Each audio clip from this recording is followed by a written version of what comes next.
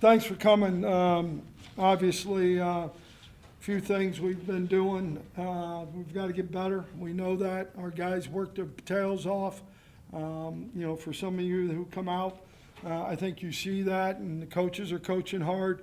We got to continue to be resilient in everything that we do and stay together as a group and as a team. I think there's things that we've gotten better. I think,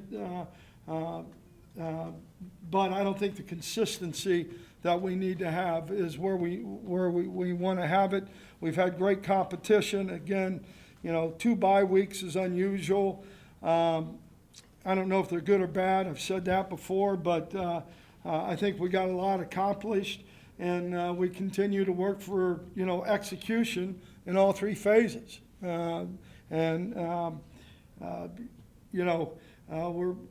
building the mental toughness with guys. I really think that. I think we had 15 new starters. That's a little different, but there were some older guys who have played. And we got to continue to push for progress of how we want to play football. The bye week, you self-assess, you do those things. I think the one thing is the competition that we had last week and that we have continued to have. We know that we have 4 games that are guaranteed. We're going to play for our seniors, and then hopefully we can keep 1 game at a time and also do the job as far as getting bowl eligible. Competition is out there at every position, and I think some guys have responded, and as we go through it, we'll know a little bit more. Homecoming this weekend, that's awesome, and we want to represent Aztec Nation to its fullest and play for our seniors. Jalen Mayden's regressed. The offense has regressed. What do you assess is happening? Well, if you look at regression, I would disagree a little bit with you. Had a game, didn't play very well. We didn't play very well offensively. Played pretty good the week before at Hawaii. Lee, we got to have consistency in what we're doing, and I know every one of those players. I know how hard they work. And I know how hard the coaches are working. When you reviewed the Nevada game, was there anything about the offense that jumped out? Here's the reason this Just consistency. We'd block a play up pretty good, run the same play, and not blocked up as well. We run a route pretty good, and then just not having the to me, the consistency that you need to have. Defensively, they played a pretty good football game, and I think the one thing that we've got to do a better job of creating turnovers. We have not been consistent enough. We were earlier, but we have not been consistent enough of getting the ball back for the offense. The turnover margins have been against us. And a couple of losses, obviously. We got to do a better job there. How surprising at this point in the season is it to see inconsistency, and what brings that on?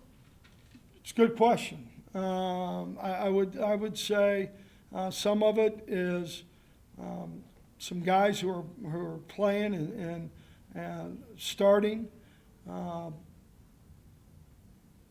You don't know if it's been too much, not too much, but how they handle a season itself, week by week, game by game. Like I said, I don't know if the 2 bye weeks are good or bad. I have no idea, but I do know, that they've come to work every day, and they've had, enthusiasm for the game. Winning time of possession is something you talk about all the time. A lot of coaches do. I think you guys are 20th in the country in that, but it hasn't necessarily related to points. Is maybe emphasizing that maybe leading the offense to being too conservative? I don't think so. I think, when we assess and we game plan, you always got to look at what you do well. And within that, you've got to do what you do well, right?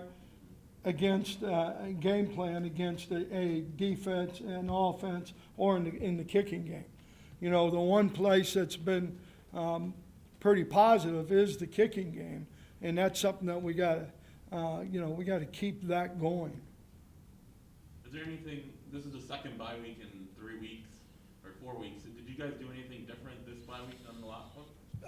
Yeah, we were in as a staff a little bit more. We went out recruiting a little earlier the last time, but we stayed in and had a little bit different practices, a little more physical. Sorry. That's all right, Bryce. There's obviously some grumbling within your fan base. I know that can't be where your focus is at. You've got other things that you need to worry about as a coach. But as the leader of the program, what would you say to those people that support you and buy season tickets and where things are at this point? Well, number one, and you're right, I don't think about that too much because I just got other things to do. But I would say this, I would say I understand that. We're not happy either. We're working our tails off to get us, right the ship, if you will. And I think the players and I think the coaches have all been working their tails off, and we're going to continue to do that, And, the only other thing I would say, and I've always said this, this at some point, this is about those kids out there, right? About them playing and supporting them. What about when the criticism comes a little bit from within? I believe one of the running backs' fathers was particularly critical. How do you address that, or what do you do with that? I don't know anything about it.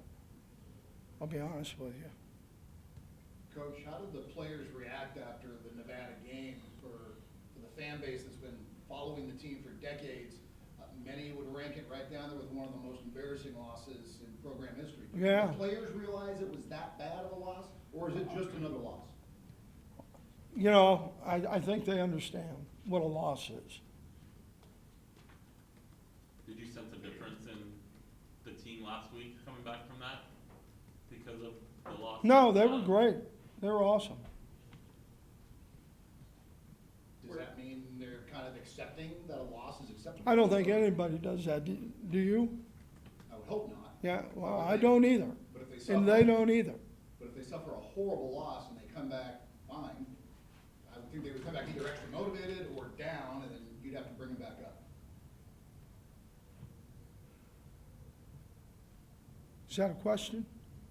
I'm just trying to get a feel of, like he asked, where the team is at. And They're working their tails off. They've had a good attitude. In the past week, and evaluations, did you make any changes with starters or anything on the team? There's a few positions that we'll continue to evaluate. So yes, that is happening. What positions? Well, we'll talk about that at some point. Jalen's still the starter though, quarterback? He's had a good week so far.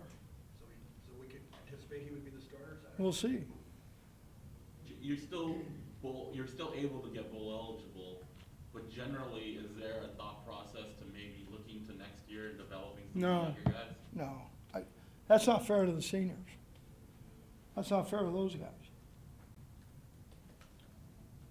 Is it fair for people that do have criticisms about this season or this 5 or 6 game run in particular, and I know you were not underdog in some of those early games on paper, is it fair to ask program questions in your mind at this point, or is it in your mind, this is one game and one season that amplified things?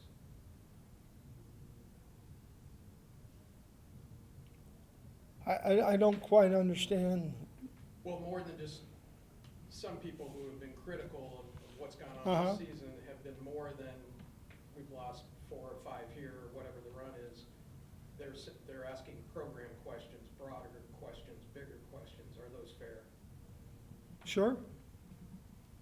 How so? Well, I think, you can ask anything you want to ask. I know what these kids do.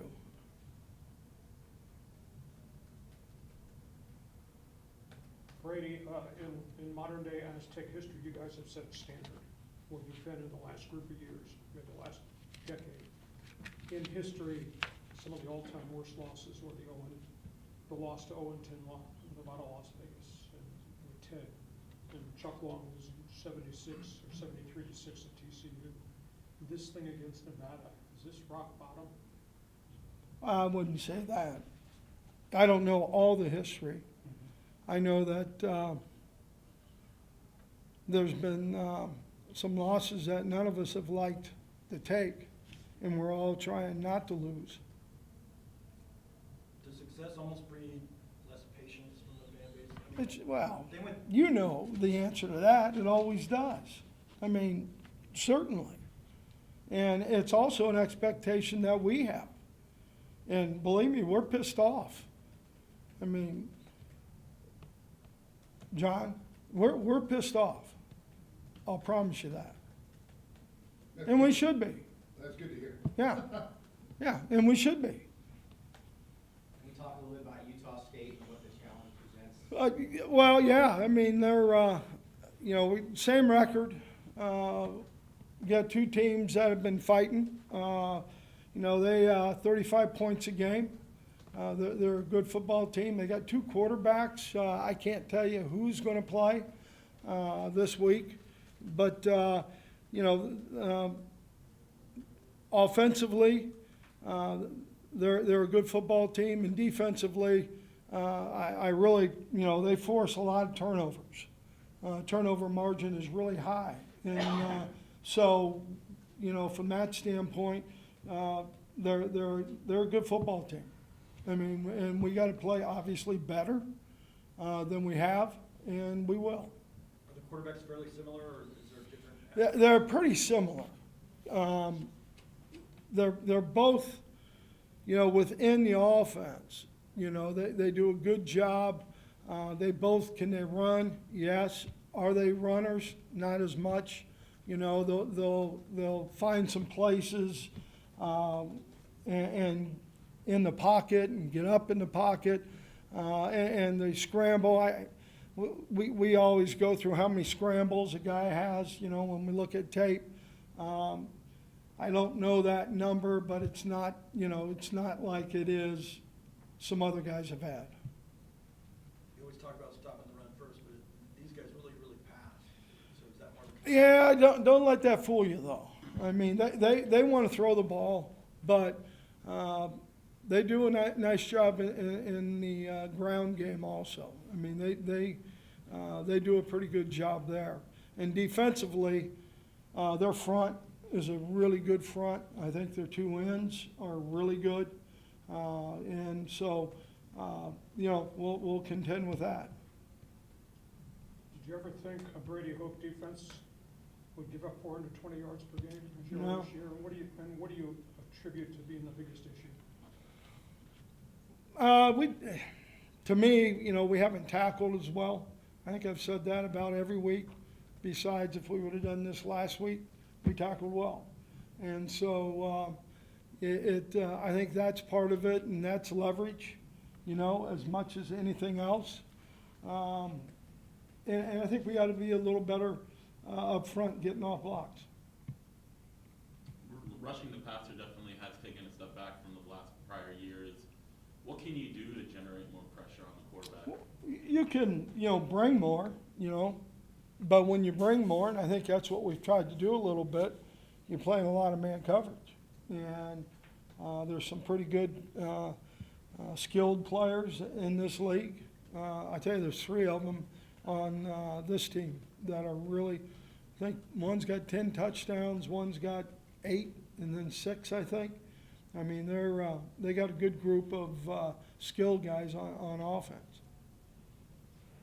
And following up on the earlier questions about the outside noise in the fan base, obviously the ultimate goal is to win your conference championship, but you always talk about going to a bowl game, and maybe the fan base is kind of doesn't really care about the bowl game as much, as long as they think of it as something that has happened every year, and they want to win the conference championship. What does going to a bowl game mean for the program and for the players? Well, you can say, and people do say, it's, nice for the players, depending on where you go and travel and all that. But it's, you know, it's part of what the experience of playing major college football.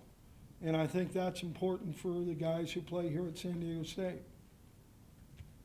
It's an advantage for the program too, because you can extend the season, practice. Well, you do, and that's a great point, because you do, you get a chance to practice, and, you know, with some of the young guys that haven't played, it gives them a chance to improve.